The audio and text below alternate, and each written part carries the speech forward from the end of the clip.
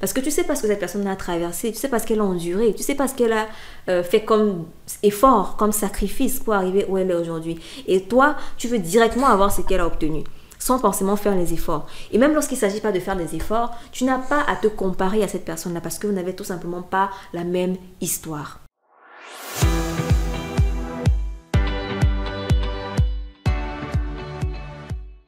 Salut à toi et bienvenue sur cette chaîne YouTube, j'espère que tu te portes bien. Très contente d'être de retour. Si tu es nouveau sur cette chaîne, je m'appelle Isis et sur cette chaîne je parle de développement personnel, de productivité et de spiritualité. Des sujets profonds. Et si ce sont des sujets qui t'intéressent, abonne-toi à cette chaîne et like cette vidéo, ok? Et pour ceux qui sont déjà abonnés à la chaîne, on est ensemble, ok? Alors aujourd'hui je vais parler d'un sentiment qu'on connaît tous, qu'on a déjà presque...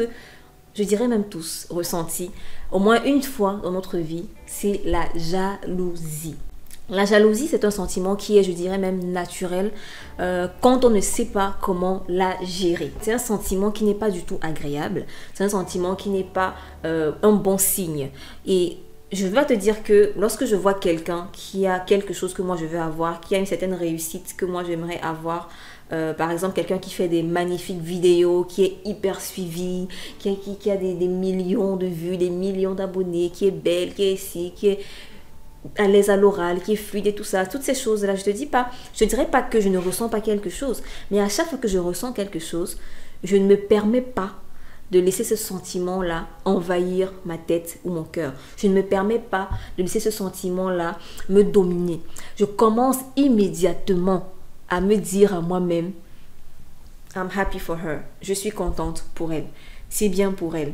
Ok, je commence à me dire des affirmations à moi. Parce que je sais que si je laisse ce sentiment-là me dominer, je m'empêcherai à moi-même d'avoir ce que je veux. Je m'empêcherai à moi-même d'avoir ce que cette personne-là a, que moi aussi je veux avoir. Et il y a une chose aussi qu'il faut savoir, c'est que tu ne dois pas forcément avoir la même chose que quelqu'un a obtenu. Il faut savoir que chacun a son histoire, chacun a son vécu, chacun a sa vie, chacun a ses opportunités. Et la manière dont tu obtiens quelque chose ne sera pas forcément la manière dont elle ou lui a obtenu cette chose-là. D'accord? Donc, quand tu vois quelqu'un qui a quelque chose que tu aimerais avoir, sois content ou contente pour elle ou pour lui. Ok? Dis merci même à Dieu parce que cette personne-là a obtenu cette chose que tu veux avoir. Parce que Dieu te permet de voir cette chose-là. Parfois, c'est un test. Parfois, c'est un test. Quand Dieu te fait voir, par exemple, supposons que tu as un désir ardent d'avoir des enfants et que tu n'arrives pas forcément à avoir des enfants. Mais tu passes ton temps à voir des femmes qui sont enceintes un peu partout. Tu vas sur les réseaux sociaux, tu vois les femmes qui sont enceintes. Tu vas en route, tu vois les femmes qui sont enceintes. Tu vas au supermarché, tu vois les femmes qui sont enceintes. Et à un moment donné, tu commences à te sentir jaloux, tu commences à te sentir mal à l'aise. Parce que je te dis, mais pourquoi cette femme? Pourquoi pas moi? Mais pourquoi pas moi? À quand mon moment et tout et tout? Tu commences à te sentir mal par rapport à ça.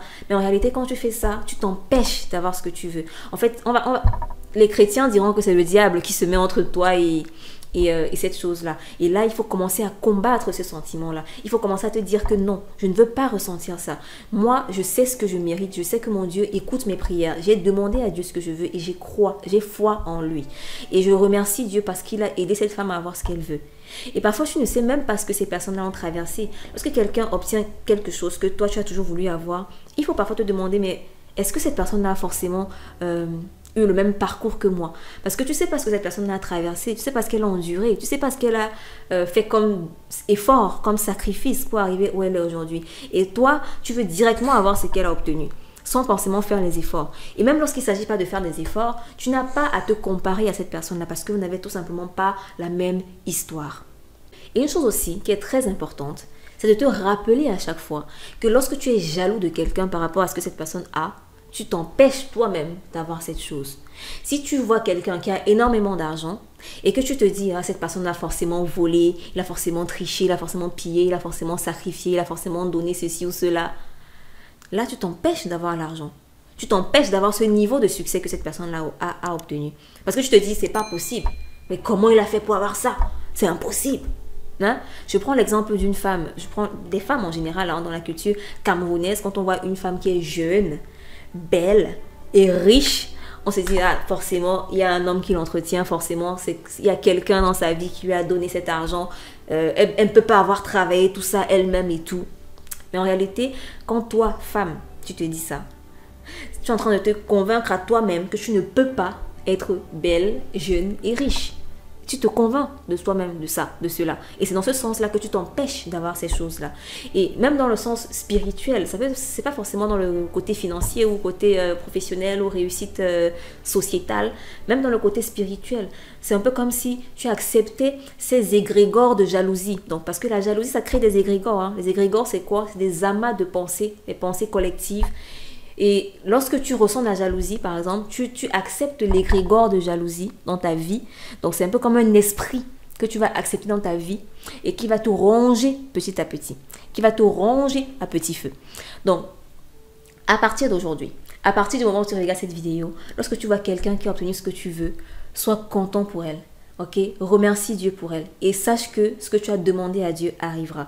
Et c'est bien sûr, quand tu as demandé, il faut demander. Ça m'emmène à toujours ça. Il faut demander ce que tu veux. Il faut demander à Dieu. Il y a une chanson de Longuet, un artiste camerounais qui dit « Il faut demander à Dieu, oh. Il faut demander à Dieu, oh. » Et il a raison. Il faut demander ce que tu veux.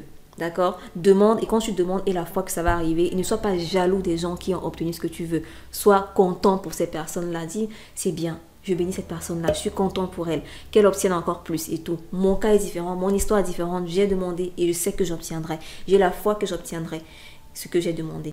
Même si on n'est pas forcément mal intentionné, on peut parfois ressentir de la jalousie, mais c'est à toi de ne pas laisser ce sentiment-là t'envahir, ne pas laisser ce sentiment te ronger.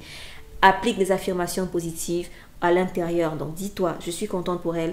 Je sais que je vais obtenir ce que je demande. Je mérite d'avoir ceci ou cela. Mon Dieu est là, il m'écoute. Et tout. Tu te dis des affirmations positives comme ça. Et si tu veux des affirmations, va sur le blog côtépositif.com. Il y a plein d'articles avec des affirmations positives, des affirmations inspirantes, des affirmations motivantes pour t'aider. D'accord?